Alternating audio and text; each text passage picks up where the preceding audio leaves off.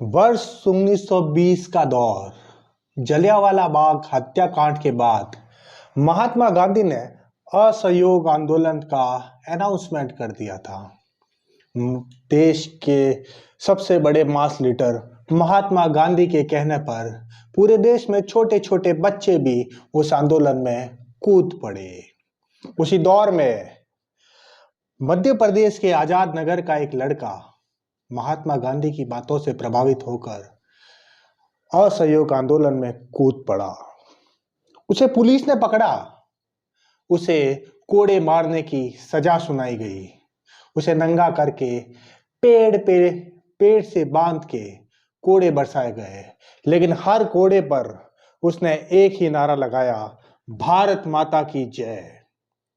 वो भारत माता की जय के नारे तब तक लगाता रहा जब तक वो बेहोश नहीं हो गया।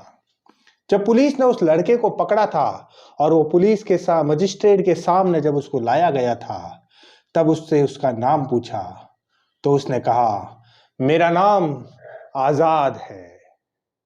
जी हाँ दोस्तों, आज हम बात करने जा रहे हैं आपके, मेरे, हम सबके हीरो, स्वतंत्रता सेनानी, हम सबके प्यारे चंद्रशेखर तिवारी, जिसे हम सब चंद्रशेखर आजाद के नाम से जानते हैं। चंद्रशेखर आजाद 27 फरवरी 1931 आज ही के दिन शहीद हुए थे। ये वीडियो हमारी तरफ से चंद्रशेखर आजाद, आजादी के दीवाने असली आजाद को एक छोटी सी श्रद्धांजलि है। बात करते हैं चंद्रशेखर आजाद के पूरे जीवन की।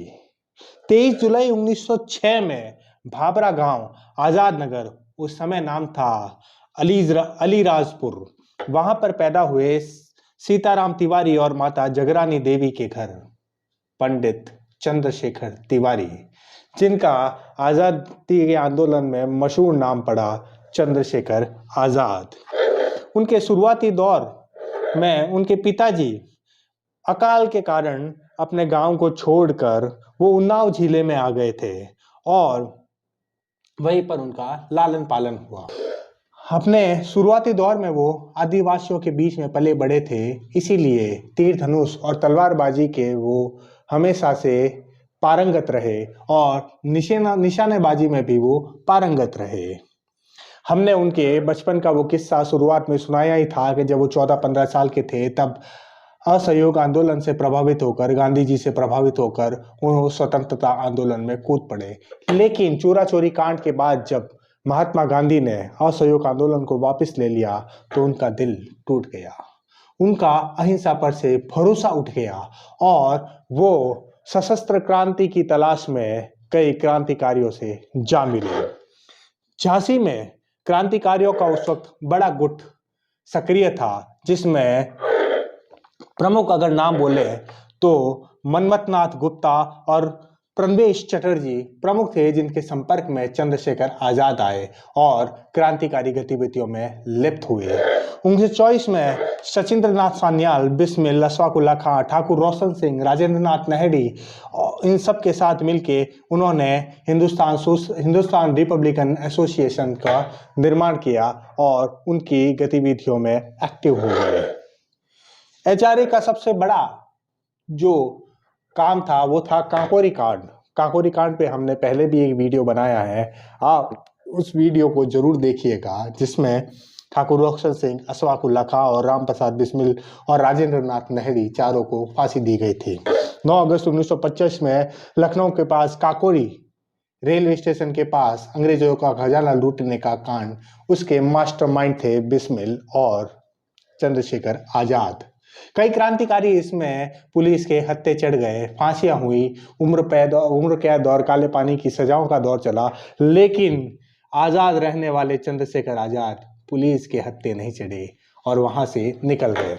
उसके बाद उनको साथ मिला भगत सिंह, राजगुरु, सुखदेव, बटुकेश्वर दत्त और कई नए क्रांतिकारियों का, जिसमें जतिन दास जैसे और भगवती प्रसाद बोरा, दुर्गा देवी बोरा जैसे बड़े महान क्रांतिकारी भी थे। उनके साथ मिलके उन्होंने 1926 में नौजवान भारत सभा और 1928 में एचआरए का नाम बदल के हिंदुस्तान सोशलिस्ट रिपब्लिकन एसोसिएशन रख दिया, जिसके वो कमांडर चीफ थे। एचएसआरए के कमांडर चीफ चंद्रशेखर आजाद थे।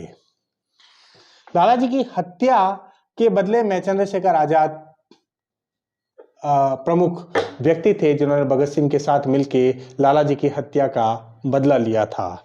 हुआ यूं था कि 30 अक्टूबर 1928 को लाहौर के अंदर साइमन कमीशन आया था, और साइमन कमीशन में चूंकि कोई भी भारतीय व्यक्ति नहीं था तो उस साइमन कमीशन का विरोध हो रहा था। लालाजी के साथ लाहौर में साइमन कमीशन का विरोध करने भगत सिंह और चंद्रशेखर आजाद और वो सारे एचएसआरए के साथी भी शामिल थे। लेकिन वहां पर दो पुलिस वालों ने लाला लाजपत राय जी की लाठी मार मार के हत्या कर दी, उनको जख्मी कर दिया। उनकी मृत्यु फिर 17 नवंबर 1928 को हुई। लाला जी के शोक में पूरा देश डूबा हुआ था, लेकिन बदला लिया भगत सिंह और चंद्रशेखर आजाद ने।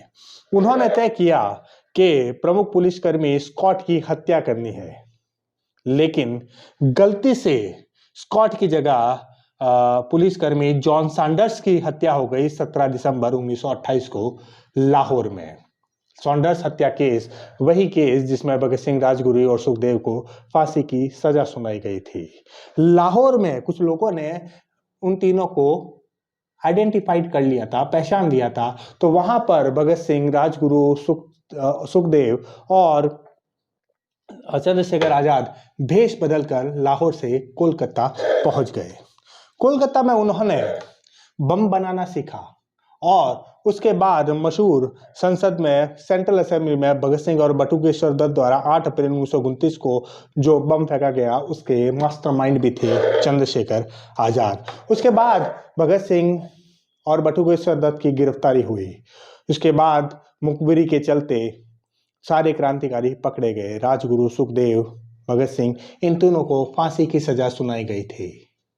कहते हैं भगत सिंह की फांसी से पहले 20 फरवरी 1931 को चंद्रशेखर आजाद इलाहाबाद के आनंद भवन में जवाहरलाल नेहरू से मिले थे और उनसे रिक्वेस्ट की थी कि कांग्रेस दबाव बनाए ताकि भगत सिंह, राजगुरु और सुखदेव की फांसी की सजा को उम्र कैद में बदला जाए।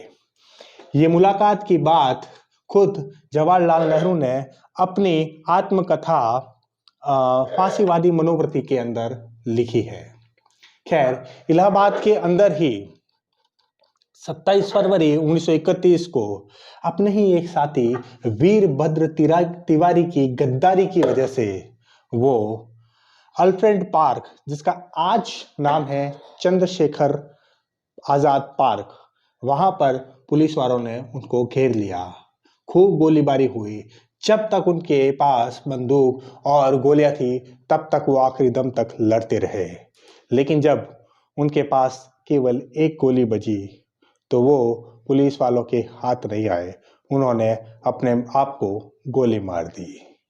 उनका वो वक्तव्य कि आज़ाद हूँ, आज़ाद पैदा हुआ हूँ और आज़ाद ही मरूंगा, वो आखिरी दम तक इस वक्तव्य के साथ रहे।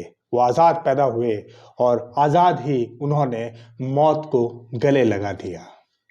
चंद्रशेखर आजाद 27 फरवरी 1931 को भले ही मृत्यु को प्राप्त कर गए हो, भले ही वो शहीद हो गए हो, लेकिन आजाद आज भी जिंदा है आपके, मेरे, हम सब के दिलों में। जब भी भारत के स्वतंत्रता आंदोलन की बात होगी, चंद्रशेखर आजाद का नाम अग्रणी क्रांतिकारियों में लिया जाएगा और उनको हमेशा हमेशा भारत की जनता अपने हीरो के रूप में देखेगी।